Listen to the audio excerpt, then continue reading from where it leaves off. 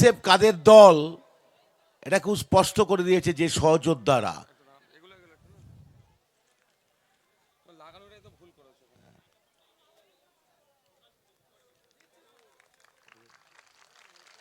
এটাই আমাদের ভাইজান।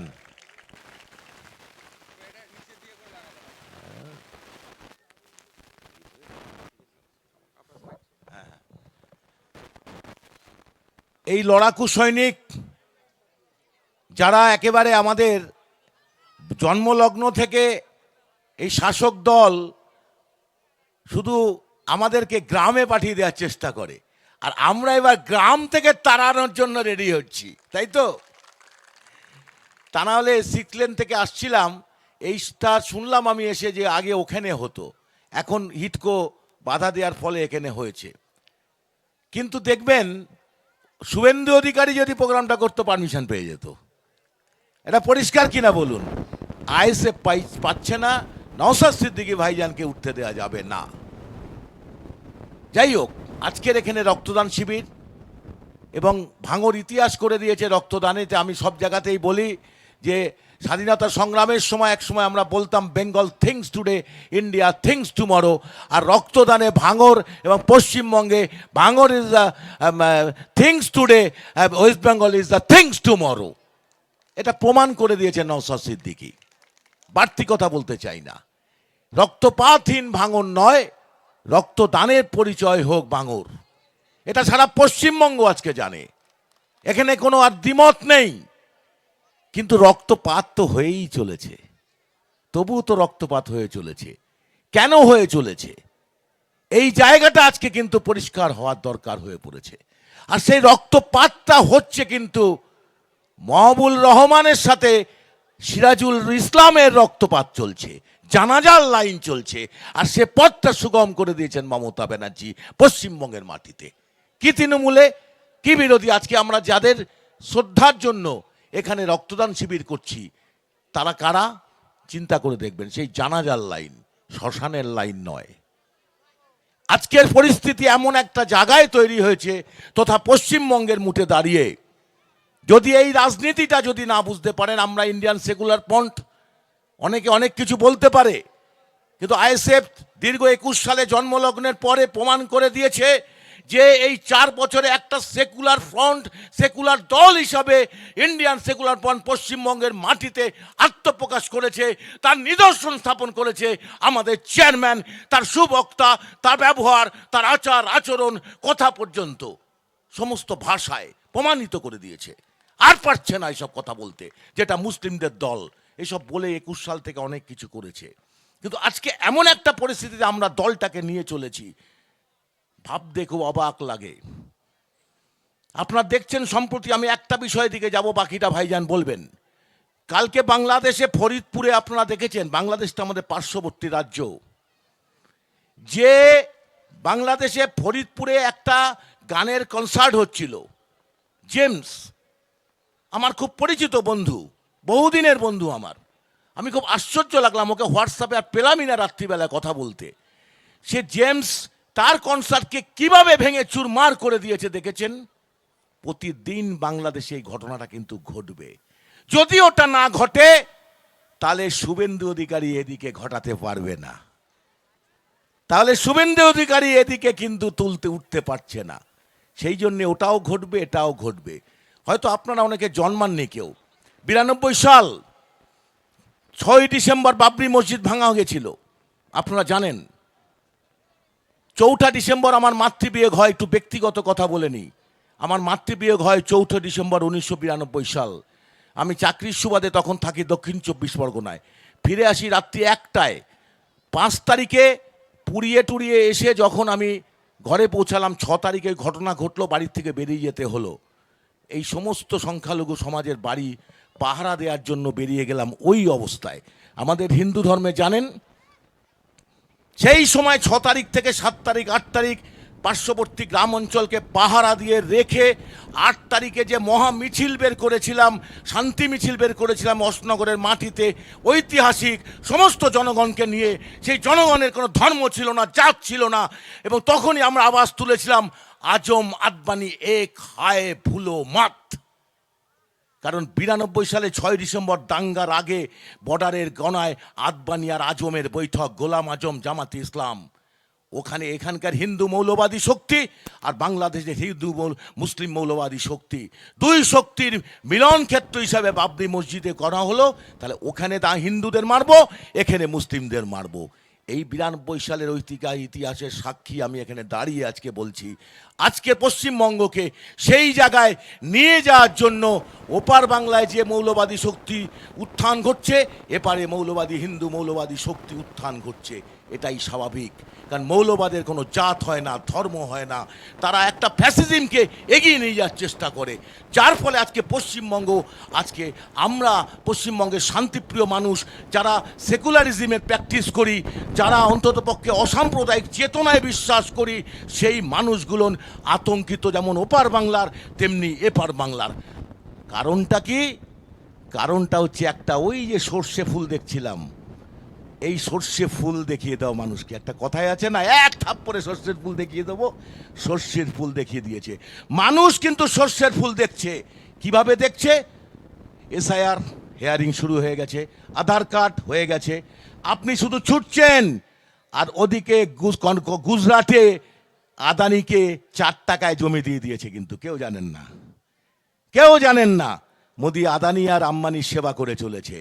আর আমাদের এই পশ্চিমবঙ্গে হাজার হাজার স্কুল বন্ধ হয়ে গেছে, প্রাথমিক স্কুল বন্ধ হয়ে যাচ্ছে, শিক্ষক নিয়োগ হচ্ছে না, কোনো নিয়োগ হচ্ছে না, চাকরি হচ্ছে না, শিল্পায়ন হচ্ছে না। আপনি শুধু হিন্দু আর মুসলমান, হিন্দু আর মুসলমান এই নিয়ে ব্যস্ত থাকুন, আর এসআইআর নিয়ে ব্যস্ত থাকুন, আধার কার্ডের লিঙ্ক নিয়ে ব্যস্ত থাকুন, আর খাদ্যসাথী নিয়ে শুধু এই ছুটে বেড়ান, শস্যকে শস্যের ফুল দেখে বেড়ান। আর এই শস্যের ফুল দেখানোর জন্য যে ব্যবস্থাটা কায়েম করেছে মোদি আর দিদি, এক জায়গায় দাঁড়িয়ে আছে, কোনো বিকল্প নেই। আমরা প্রথম থেকে সাল থেকে বলে এসেছি, অনেকে আমাদের বলেছিলেন, আমরা বলতাম তৃণমূল আর বিজেপি এক, অর্থাৎ বিজেমূল। এটা নিয়ে অনেক আমাদের শরিক দল, তখন সংযুক্ত মোর্চা, অনেকের মধ্যে তাদের মধ্যে একটা বিরোধ তৈরি হয়েছিল। আমরা স্ট্রংলি বলেছিলাম ওটা বিজেমূল, বিজেমূল।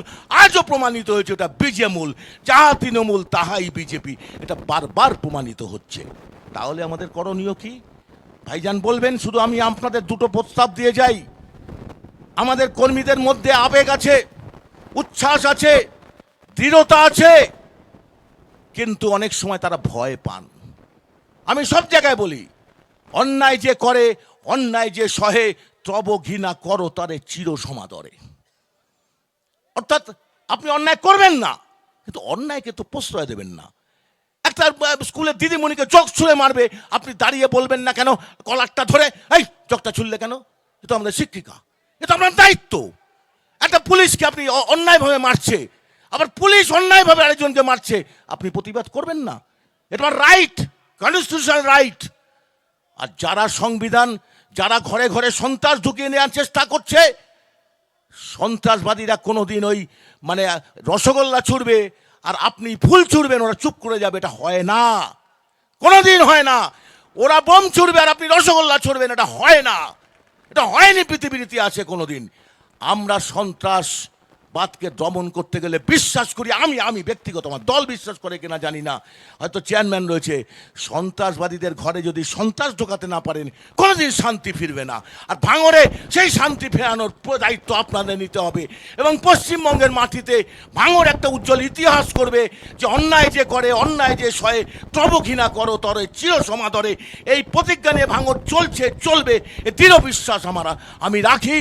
এবং এই ভাঙড় থেকে পথ দেখাবে পশ্চিমবঙ্গের মাটিতে লড়াকু নেতা কি হতে পারেন। হচ্ছেন আমাদের কানিমুল ভাই, ওয়াইদুল ভাইরা লড়ছে, দেখছি আমরা। আমাদের সারা পশ্চিমবঙ্গের মানুষ ভাঙড়কে দেখে শিক্ষা নিচ্ছে, ভাইজানের চলা নিয়ে শিক্ষা নিচ্ছে আমাদের আইএসএফের কর্মীরা। কিন্তু ভাঙড়ের বুকে দাঁড়িয়ে কৃষকরা ফসলের ন্যায্য মূল্য পায় না। ভাইজান বলছেন এটা কৃষিভিত্তিক অঞ্চল। এই পার্ক গিট নিয়ে শুনেছেন, একের পর এখানে যে সমস্যাগুলো তৈরি হচ্ছে। ইছামতি নদীর সংস্কারটার পর কোটি কোটি টাকা তৃণমূল মেরে নিয়েছে। সেই সংস্কারের দিয়ে এই বয়ে যাওয়া অঞ্চল দিয়ে একটা বিরাট উন্নয়নের বাতাবরণ তৈরি করতে হয়। ওরা যত বেশি হিন্দু মুসলিম বলবে, তত বেশি আমরা স্বাস্থ্য, শিক্ষা, কর্মসংস্থানের কথা বলবো। ওদের কাজ হিন্দু আর মুসলিমে ভিগাভোগ করা। আছে এখানে যারা বসে আছেন, এই মাঠটা দেখে বোঝা যাচ্ছে যে সমস্ত মানুষ চাষি, খেটে খাওয়া শ্রমিক, কৃষক। তার ধর্ম খুঁজবো কেন আমি এখানে এসে? কে কোন ধর্ম করে? অর্থাৎ ধর্মের নামে রাজনীতি সবচেয়ে বড় দুর্নীতি। আর এটা মমতা ব্যানার্জি পশ্চিমবঙ্গের মাটিতে আমদানি করেছে, আগে এটা ছিল না। মমতা ব্যানার্জি এটা আমদানি করেছেন। আর আরেকটা কথা শেষ করব আমি। একটা জিনিস মাথায় রাখবেন, রাষ্ট্র হচ্ছে নিরপেক্ষ। রাষ্ট্র যদি কোনো ধর্মকে প্রমোট করে, সে রাষ্ট্রের উন্নতি হতে পারে না। আজকে বাংলাদেশের বুকে দাঁড়িয়ে যে রাষ্ট্রকে ধর্মকে একটা বিশেষ ধর্মকে প্রমোট করে যে উন্মাদনা তৈরি করেছেন মোহাম্মদ ইউনূস আর আমাদের মোদি এবং আরএসএসের নেতৃত্বাধীন বিজেপির সরকার, তারাও কিন্তু পশ্চিমবঙ্গের মাটিতে একটা ধর্মকে প্রমোট করছেন। রাষ্ট্র যদি ধর্মকে প্রমোট করে, তাহলে সে রাষ্ট্র উচ্ছন্নে যাবে, রাষ্ট্রের মানুষ উচ্ছন্নে যাবে। সুতরাং আমাদের কাছে ধর্ম ভেদাভেদ, জাতপাতের ভেদাভেদ এটা আমাদের প্রশ্ন নয়।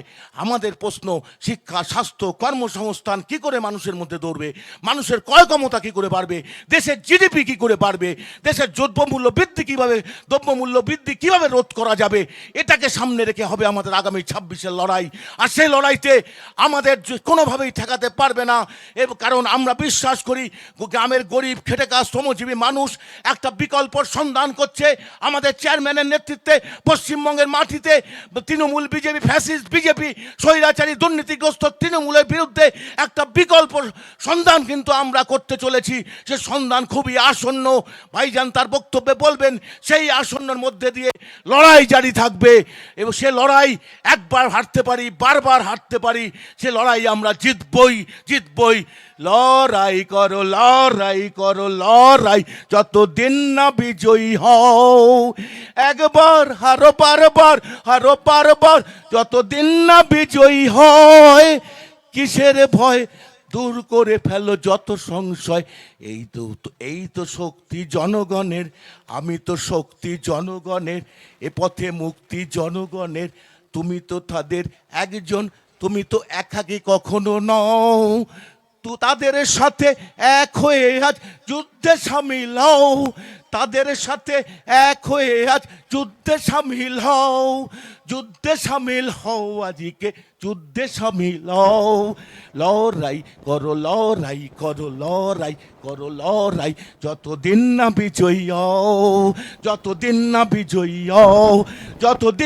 বিজয়ী হও। ইনকলাব জিন্দাবাদ, আইএসএফ জিন্দাবাদ, নওশাদ সিদ্দিকী ভাইজান জিন্দাবাদ। অসংখ্য ধন্যবাদ দাদাকে, তাপস ব্যানার্জি মহাশয়কে। এরপরে অতি সংক্ষেপে ভাইজানের বলার আগে আমি একটু ডেকে নেব আমাদের দক্ষিণ চব্বিশ পরগনা জেলা সভাপতি সম্মানীয় মাননীয় আব্দুল মালিক মোল্লা মহাশয়কে।